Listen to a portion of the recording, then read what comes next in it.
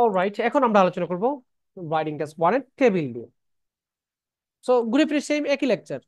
Writing task 1 এর এটা হোক টেবিল, বার, পাই, লাইন, হোয়াটএভার, কি করতে হবে? 150 বার লিখতে হবে।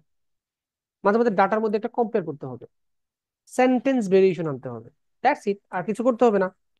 সো এখানে টেবিল চার্ট, টেবিল চার্টে দেখেন লেখা আছে এখানে প্রশ্ন কি আছে। The table below shows the proportion of monthly household income by 5 European countries spent on food and drink, housing, clothing, and entertainment. এখানে কি বলতেছে? আহ ইউরোপিয়ান মানুষগুলো তারা তাদের মান্থলি যে ইনকাম আছে সেখান থেকে হাউস হোল্ডের উপর, মানে এই যে জিনিসগুলো আছে, food and drink, housing, clothing, entertainment, এগুলোর উপর কি পরিমাণ ব্যয় করে, কত পার্সেন্ট তাদের ইনকামের কত পার্সেন্ট ব্যয় করে, সেটার একটা পরিসংখ্যান দিয়েছে। কটা প্যারাগ্রাফ লিখবো আমরা? 4টা প্যারাগ্রাফ। প্রথম প্যারাগ্রাফটা ইন্ট্রোডাকশন, দ্বিতীয় প্যারাগ্রাফটা হচ্ছে কি সামারাইজেশন, সামারি করে লিখবো ওভারঅল। আচ্ছা, 3 নম্বর 4 নম্বর হচ্ছে কি বডি প্যারাগ্রাফ 1 2। আগে ইন্ট্রোডাকশন এবং ওভারঅলটা শেষ করি। ইন্ট্রোডাকশন প্রশ্ন কপি করবো, তাহলে এত দেরি করছি কেন? প্রশ্ন কপি করে দিই। দা প্রোভাইডেড টেবল, টেবল, সরি হয় নাই, টেবল depicts information হয়েছে শুনছে about the spending of annual, sorry, monthly income by 5 European,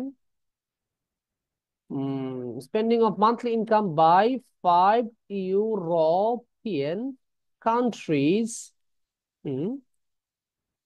on 4 different categories.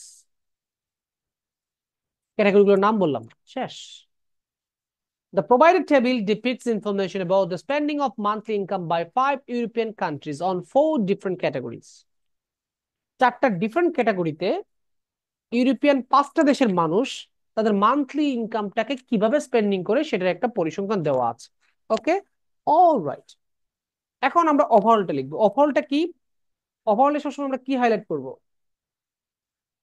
বড় নেতা কে আছে এখানে? দুইটা খেয়াল খেয়াল করবেন, 5টা দেশ বামে আছে, উপরে হচ্ছে 4টা ক্যাটাগরি আছে। আপনি এখন দেখেন দুইটা দুইটা সিস্টেম আপনার কাছে আছে। আপনি এখন বলেন আহ কোন দেশ বেশি বেশি ইনকাম করে, সরি ব্যয় করে, অথবা কোন ক্যাটাগরিতে বেশি ব্যয় হয়, এটা বলতে পারেন। যেমন আমি এখানে একটু ভালো করে দেখি, একটু দেখেন চোখ দিয়ে। ফ্রান্স ফুড এন্ড ড্রিঙ্কে 25%, হাউজিং এ 31%, ক্লোথিং এ 7%, entertainment 13%। Germany food and drink 22%, housing 33%, clothing 15%, entertainment 19%। UK food and drink 27%, housing 37%, clothing 11%, entertainment 11%। Turkey food and drink 36%, housing 20%, clothing 12%, entertainment 10%। Spain, Spain হচ্ছে গিয়ে 31% food and drink, housing 18%, clothing 8%, entertainment 15%। তো ভালো করে দেখেন তো, এই 5টা দেশের মধ্যে ফ্রান্স, ইউকে, জার্মানি এরা সবচেয়ে বেশি মানে ব্যয় করেছে কোথায়? হাউজিং এ। আর টার্কি, স্পেন বেশি ব্যয় করেছে ফুড এন্ড ড্রিঙ্কে। এই কথাটা বললে আমাদের হয়ে যাচ্ছে। আমি সবসময় হাইয়েস্ট বা কমন কোনো ট্রেন্ড আছে কিনা সেটা নিয়ে আমি একটু আলোচনা করব। এখানে কমন ট্রেন্ড নাই, মানে প্রত্যেক দেশে যে কমন একটা ট্রেন্ড ফলো করেছে এরকম কিছু না। সব দেশে কিন্তু ফুড এন্ড ড্রিঙ্কে বেশি ব্যবহার মানে খরচ করে নাই, বা সব দেশেই একটা আইটেমে বেশি সর্বোচ্চ ব্যবহার মানে ব্যয় করে নাই। সুতরাং কমন ট্রেন্ড নাই। সো আমরা লিখতে পারি ইন জেনারেল, যেভাবে আমরা লিখি, it is evident from the chart that. পুরো চার্ট থেকে কি দেখা যাচ্ছে? In general is evident from the chart that, উপরে চার্ট থেকে এটা দেখা যাচ্ছে, কি দেখা যাচ্ছে? France, Germany and the UK. ও, একটা কথা তো বলতে ভুলে গেলাম, এখানে টেন্স কই? এই রাইটিং এ প্রেজেন্ট, পাস্ট না ফিউচার কিছু উল্লেখ করা আছে? সাল উল্লেখ করা আছে নাইকা? যেহেতু কোনো সাল উল্লেখ নাই, সেক্ষেত্রে আপনি প্রেজেন্ট ইনডিফিনিটে আনসার দিতে হবে। এবং বার্সে কমসে বলতে পারবেন না, কারণ সাল ফিক্সড, সময় যদি ফিক্সড হয় বার্সে কমসে বলতে পারবেন না। একটু আগে যে আমরা লাইন গ্রাফ নিয়ে লিখেছিলাম, এই যে এখানে কিন্তু বার্সে কমসে দিতে পারছি কেন? কারণ এখানে সাল একাধিক, সময় একাধিক। একাধিক সময় না থাকলে কখনো বার্সে কমসে বলা যাবে না। এটা মনে রাখবেন কিন্তু। আপনি আইএলস এর সময় শুধুমাত্র আইএলস জিনিসটা বুঝলে তো হবে না, আপনার কমন সেন্স তো কাটাতে হবে। দুইজন ব্যক্তির এখনকার, একজনের 5 টাকা একজনের 10 টাকা আছে, আপনি কি বলতে পারবেন যে উনার 5 টাকা বেড়েছে? না, বলবেন উনার চেয়ে উনার 5 টাকা বেশি আছে, বাড়ছে বলা যাবে না। বাড়ছে বলতে হলে সময় লাগবে একাধিক। সো জার্মানি কি বলেছিলাম, France, Germany and UK, and the UK spend maximum on housing. আচ্ছা দেখেন তো, ফ্রান্স, জার্মানি এবং ইউকে হাউজিং এ বেশি ব্যবহার মানে ব্যয় করেছে কিনা, করেছে। ওয়াইল যেখানে Turkey and Spain expanded their highest monthly income on, কোথায়, ফুড অ্যান্ড ড্রিঙ্ক। দেখেন তো ওভারঅলটা বুঝছেন কিনা। ওভারঅলে একটা জিনিস বলেছিলাম কি, ওভারঅলে আপনি পার্সেন্টেজ বা সংখ্যাটা ব্যবহার করবেন না, জাস্ট বলবেন যে সে হাইয়েস্ট ছিল, কিন্তু কত পার্সেন্ট নিয়েছিল সেটা বলবেন না। সো দেখেন, ইন্ট্রোডাকশন ওভারঅল, এই জায়গাটা যাতে কারো দুর্বল না হয়, এই জায়গাটা পোর্ট করে লিখে নিন। আর বেশি চিন্তা করে লেখার দরকার নেই, এখানে চিন্তা করার তো কিছু নেই। সেন্টেন্স স্ট্রাকচার যেগুলো বলেছিলাম যে 15টা আছে বইয়ের মধ্যে, বারবার মনে করিয়ে দিচ্ছি, বারবার মনে করিয়ে দিচ্ছি। আপনি বলবেন স্যার বইয়ের মার্কেটিং করছে, বইয়ের মার্কেটিং করবো কেন? আপনার আমার স্টুডেন্ট, আপনাদের সাথে বইয়ের মার্কেটিং করে লাভ আছে নাই। বলেছি যাদের কাছে বইটা আছে, বইয়ের 15টা সেন্টেন্স, 13 নম্বর পেজে যে 15টা সেন্টেন্স আছে, এগুলো শিখে নিতে হবে, এগুলো মুখস্থ করবে, এগুলো সেন্টেন্স, এগুলো কোনো টেমপ্লেট না। আপনাকে এগুলো শিখে নিতে হবে, কারণ এগুলো বের করতে গিয়ে কষ্ট মানে শ্রম লেগেছে। এখন আসেন আমরা বডি প্যারাগ্রাফ 1 এবং বডি প্যারাগ্রাফ 2 লিখবো। এখন কথা হচ্ছে প্যারাগ্রাফিং কিভাবে করবেন, প্যারাগ্রাফিং কিভাবে করবেন। আপনাদের দুইটা প্যারাগ্রাফ লিখবেন তো, কিভাবে লিখবেন? এখানে দেশ আছে হচ্ছে গিয়ে 5টা, আবার ক্যাটাগরি আছে 4টা, তাহলে আপনি ক্যাটাগরি ওয়াইজ প্যারাগ্রাফ সাজাবেন নাকি কান্ট্রি ওয়াইজ সাজাবেন, এখন আপনার ইচ্ছা। রাইটিং টাস্ক 1 অনেক ভাবে লেখা যায়, এখন আপনি আমার পদ্ধতিতে ফিক্সড হয়ে বসে থাকার দরকার নেই, আপনি যদি এর চেয়ে ভালো অথেন্টিক পান লেখেন। আমি আমার রাইটিং এ আমি 6.5 এর ওয়ানটি দিই। কেন দিই? কারণ এগুলো অনেক স্টুডেন্ট অর্জন করছে, এই জন্য বলতেছি যে আমার স্টুডেন্টরা 6.5 অহরহ পাচ্ছে ইনশাল্লাহ। কিন্তু 7 বা তার উপরে আমি ওয়ানটি গুলো দিব না, কারণ ওই লেভেলের মানে লেখা স্টুডেন্ট আসলে লিখতে পারবে না, এটা একটু টাফ হয়ে যায়। সো আমরা 3 নম্বর প্যারাগ্রাফ কিভাবে শুরু করি, if we have a closer view it can be notice that, এটা একটা মুখস্থ এমনি লাইন দিলাম আমি। এখন এটা নিয়ে অনেকে আপত্তি তুলে, স্যার এটা তো অনেকে মক টেস্টে এটা কেটে দেয়, এটা কেটে দিবেন কেন? এখানে ভুলটা কোথায় বলতে পারেন যে এটা একটা না ইউজ করলেই হলো, এটা তো আসলে খুব শক্তিশালী লাইন না, হ্যাঁ মানলাম আমি। আমরা আমাদের লেভেলই হচ্ছে 6.5, আমরা কেন এটাকে এত একটা গুরুত্ব নিয়ে ধরবো? অনেকে দেখছে যে এটা লিখলে কেটে দেখো, এইভাবে লেখছো কেন? If we have a closer view, এটা লেখছো কেন? তো এখানে পাপ কি করেছি বাপু? এটা কি গ্রামাটিক্যালি ভুল? ভুল না তো। আচ্ছা, এখন আপনি প্যারাগ্রাফিং কিভাবে করবেন? দুইটা অপশন আপনার কাছে আছে, আপনি দুইটা ক্যাটাগরিকে নিয়ে একটা প্যারাগ্রাফ লেখেন, অথবা 5টার মধ্যে দুইটা দেশ নিয়ে একটা প্যারাগ্রাফ লেখেন, বাকি 3টা নিয়ে একটা প্যারাগ্রাফ লেখেন, আপনার ইচ্ছা। আমি বলে কি ক্যাটাগরি নেওয়া উচিত, ক্যাটাগরি নিলে ভালো হবে। ধরেন এখানে বড় দুইটা ক্যাটাগরি আছে না, এই বড় দুইটা ক্যাটাগরি নিয়ে এখানে লিখি আমি, প্রথম প্যারাগ্রাফ লিখি, বড় দুইটা ক্যাটাগরি নিয়ে প্রথম প্যারাগ্রাফ লিখি।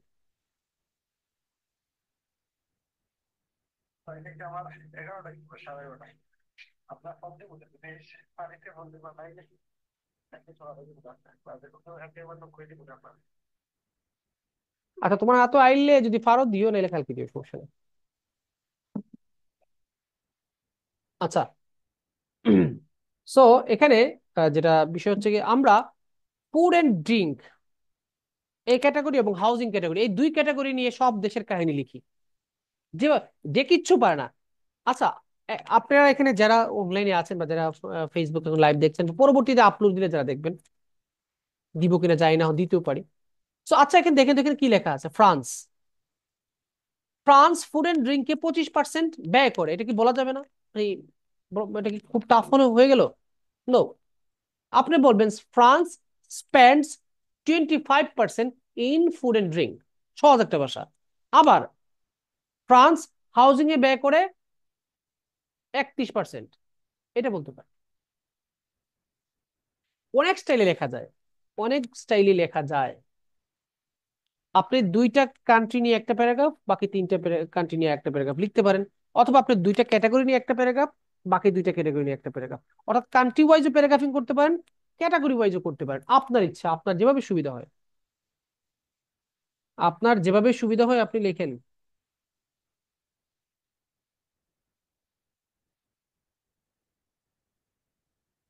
আপনার যেভাবে সুবিধা হয় এভাবে লিখেন। কামরুল সাহেব, আমার অনলাইন ক্লাস চলে, ক্লাস শেষে আমি আপনার টেক্সট দিয়ে। আপনার যেভাবে সুবিধা হয় সেভাবে আপনি লিখেন। আমি মনে করি যে ওই ক্যাটাগরি দুইটাকে নিয়ে এখন লিখি, পরবর্তী ক্যাটাগরি দুইটা নিয়ে লিখবো আর একটা প্যারাগ্রাফ। এখনকার যে এখানে যেটা আছে সেটা হচ্ছে গিয়ে টেক্সট আসতেছে, টেক্সট একটু দেবো। Alright, alright, alright, alright. আচ্ছা, হাউজিং এ দেখি আমরা। হাউজিং এ সবচেয়ে বেশি কে ব্যয় করছে এখানে? চলো আমরা হাউজিং দিয়ে শুরু করি, কারণ হাউজিং এর কিছু জিনিস দেখতে ভালো লাগতেছে। সবচেয়ে বেশি কে ব্যয় করে? আচ্ছা, that in housing the highest spending is made by the UK, which accounts for কত, 37%। দেখেন তো কথাটা ঠিক আছে কিনা। ইউকে সর্বোচ্চ না হাউজিং এ? আচ্ছা, এখন আমরা যদি বলি যে জার্মানি ইউকের তুলনায়, জার্মানি ইউকের তুলনায় কত পার্সেন্ট কম, দেখেন আপনারা এখানে জুমে যারা আছেন বা ফেসবুকে যারা লাইভে এখন আছে বলেন। ইউকে তো 37%। হুইচ অ্যাকাউন্ট ফর, আপনি 7 নম্বর সেন্টেন্স খুলে দেখেন, বইয়ের 7 নম্বর সেন্টেন্স খুলে দেখেন।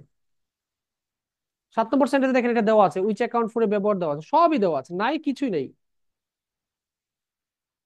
হুইচ অ্যাকাউন্টেড ফর, পাঁচটা হলে অ্যাকাউন্টেড ফর, প্রেজেন্ট হলে অ্যাকাউন্টস ফর। ইউকে 37%, ইউকে থেকে জার্মানি কত পার্সেন্ট কম? দেখি কেউ বলতে পারবেন? গুড, এই তো, রেসপন্স করবেন। And Germany spends 3% less than UK in the same category, in the same field. হয়ে গেল না? এখানে একটা কম্পারিজন হইলো না? ইউকে এর সাথে জার্মানি একটা কম্পারিজন করলাম। আচ্ছা, ফ্রান্স। এখন ফ্রান্সের বেলা বলেন, হাউজিং এ ফ্রান্সের কি অবস্থা? France, the expenditure of France is 31%।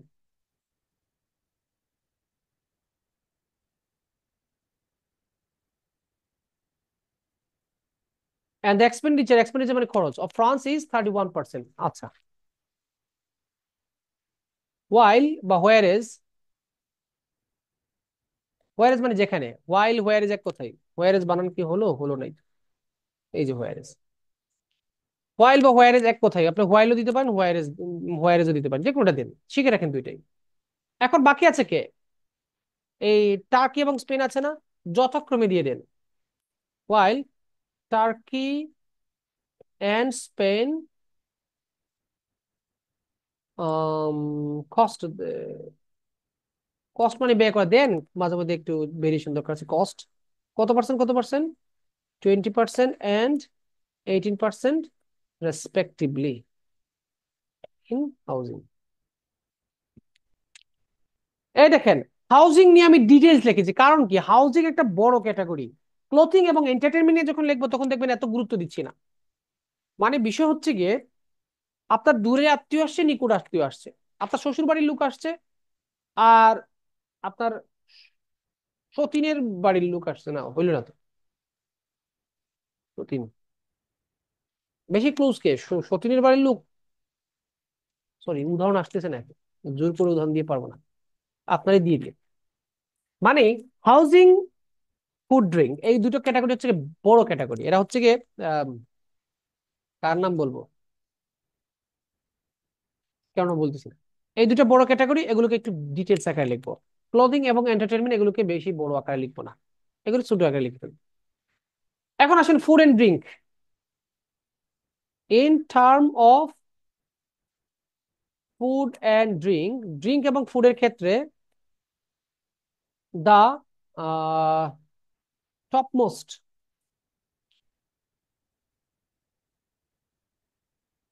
Amount is, top most মানে highest amount is spent by কোন দেশ বলেন? টার্কি। উইথ কত পার্সেন্ট? 36%। আচ্ছা দেখেন তো, the top most amount is spent by Turkey. Turkey সবচেয়ে বেশি ব্যয় করে না ফুড এন্ড ড্রিঙ্কে? সেকেন্ডে কি আছে? স্পেন। স্পেন কত পার্সেন্ট কম? 5% না? আপনি বলতে পারেন which is 5% more than Spain, যেটা স্পেন থেকে 5% বেশি। ভালো করে লাইনটা পড়েন তো। In term of food and drink, in term of food and drink, food এবং ড্রিঙ্কের বেলায় the top most amount is spent by Turkey, সবচেয়ে বেশি ব্যয় করে কে? টার্কি। কত পার্সেন্ট? পার্সেন্টেজ দিলে দিবেন হুইচ অ্যাকাউন্টস ফর, অথবা উইথ দিবেন with 36%, which is 5% more than Spain, যেটা স্পেন থেকে 5% বেশি। এই তো কম্পারিজন হয়ে গেল। বাদ বাকি তিনটা আপনি কি বলবেন? বাদ বাকি তিনটাকে এক লাইনে দিয়ে দেন। Rest of the other country spam spend 22 two, কত পার্সেন্ট বলতে পারেন? 22% টু 27%। শেষ। দেখেন তো বাকি দেশগুলো, rest of the other country spend, অন্যান্য দেশগুলো কত পার্সেন্ট ব্যয় করে? 22 থেকে 27%, তাহলে টুটা বাদ পড়ে গেছে। 22 টু 27%। তাহলে ফুড অ্যান্ড হাউজিং, এই যে ফুড, ড্রিঙ্ক অ্যান্ড হাউজিং, এই দুইটা ক্যাটাগরি শেষ। বাদ বাকি যে ক্যাটাগরি, দুইটা ক্যাটাগরিকে দুই লাইনে দিলে হয়ে যাবে। আসেন এখন আমরা অন্য ক্যাটাগরিতে যাই। এখন দেখেন তো, আহ এন্টারটেইনমেন্ট এবং ক্লোথিং এই দুই ক্যাটাগরি কিন্তু জার্মানি এগিয়ে আছে। ভালো করে দেখেন তো এখানে, ঠিক আছে না? এখানে সর্বোচ্চ কার? ক্লোথিং এ সর্বোচ্চ কার? ক্লোথিং এ সর্বোচ্চ কার? এগুলোতে যদি কেউ 6, আচ্ছা ধরেন একদম নর্মাল স্কোর হচ্ছে কি 6, যদি কেউ 6 মানে স্কোর পায় না, 6 পায় না, তার কিতার লগে ফাঁস করে মোড়া উচিত, বা কিতার লগে ফাঁস করে মোড়া উচিত? তার মোড়াই উচিত না, তার বেঁচে থাকা দরকার।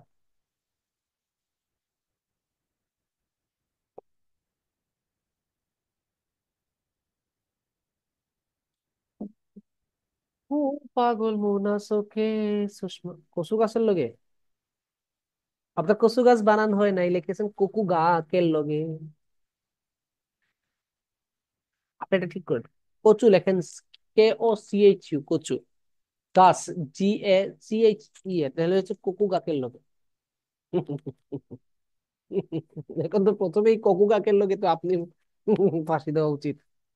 যাই হোক, I was joking, don't take it seriously. এখন আসেন ক্লোদিং। ক্লোদিং এ এবং এন্টারটেনমেন্টে সর্বোচ্চ বেশি ব্যয় করছে কে? জার্মানি। আপনার আগে দেখেন ওয়ার্ড কোথায়, দেখেন আপনাদেরকে ম্যাজিক দেখাই। 15 নম্বর যে সেন্টেন্সটা আছে সেটা ব্যবহার দেখাবো। আপনাদের বইতে 15 নম্বর যে সেন্টেন্সটা আছে সেটা ব্যবহার দেখাচ্ছি। আগে দেখেন ওয়ার্ড কয়টা হইলো।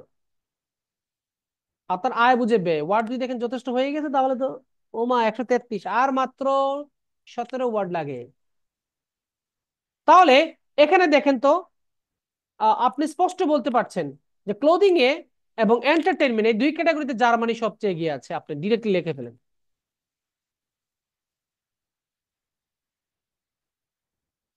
জার্মানি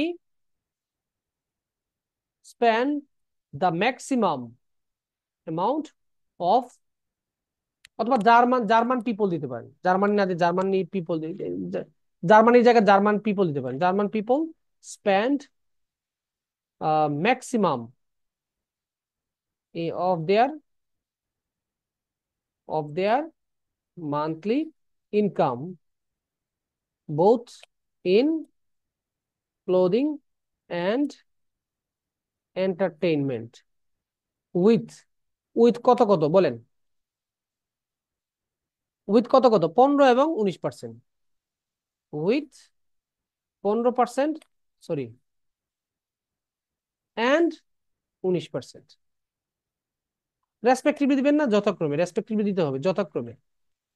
এখন আপনারা একটা জিনিস ভালো করে খেয়াল করেন, আগে দুই ক্যাটাগরিকে ভালো করে ব্যাখ্যা দিয়েছি, এই ক্যাটাগরিকে আমি কি করলাম, এন্টারটেইনমেন্ট এবং ক্লোথিং। আপনি যদি এখানে লেখা শেষ করে দেন, আপনার ওয়ার্ড দেখেন এখানে 17 হয়েছে কিনা, 18টা, মাশাআল্লাহ। এখানে যদি লেখা শেষ করে ঘুমিয়ে যান, তাও আপনার মিনিমাম 6.5 স্কোর আছে। আর লিখতে হবে না, যদি এখানে লিখে ফেলেন আপনার টার্গেট ফিল আপ হয়ে গেছে। কারণ কি, আমি সবাইকে টাচ করেছি, কিন্তু আমি এখানে ফিনিশিং না দিয়ে আরো একটা সেন্টেন্স লিখবো। কি লিখবো দেখেন, এই যে দুই ক্যাটাগরি কয়টা ডাটা আছে এখানে, 10টা মধ্যে টাচ করেছি কয়টাকে, দুইটাকে। ভালো করে দেখেন, ক্লোথিং এ 5 দেশের 5টা ডাটা আছে, আবার এন্টারটেনমেন্টে 5 দেশের 5টা ডাটা আছে, মোট 10টা। 10টার মধ্যে টাচ করেছি 15 এবং 19কে, অর্থাৎ এই দুইটাকে। বাদ বাকি যারা আছে তাদের মধ্যে সর্বনিম্ন স্কোর কে 7, সর্বোচ্চ স্কোর কে 15। তাহলে আমি বলতে পারি যে বাকি দেশগুলো এই দুই ক্যাটাগরিতে তাদের খরচের পরিমাণ রেঞ্জ হচ্ছে গিয়ে 7 থেকে 15 পর্যন্ত। That's it. এটা হচ্ছে গিয়ে 15 নম্বর সেন্টেন্স। 15 নম্বর সেন্টেন্সে কি লেখা আছে আমি পড়ে শোনাই। একই বাক্যে কয়েকজনের সংখ্যার পরিধি বা সীমা উল্লেখ করতে হইলে, যেটাকে নন মেজর ডাটার ক্ষেত্রে, সেক্ষেত্রে আমরা এই 15 নম্বর সেন্টেন্স ইউজ করবো। যেমন 2009 সালে সকল দেশের হার 30 এবং 40-এর মধ্যে ছিল, ঠিক এভাবে এখানে লিখতে পারবো আমরা যে সকল দেশের এই ক্লোথিং এবং এন্টারটেনমেন্টে খরচের পরিমাণ 7 থেকে 15 এর ভিতরে। শেষ।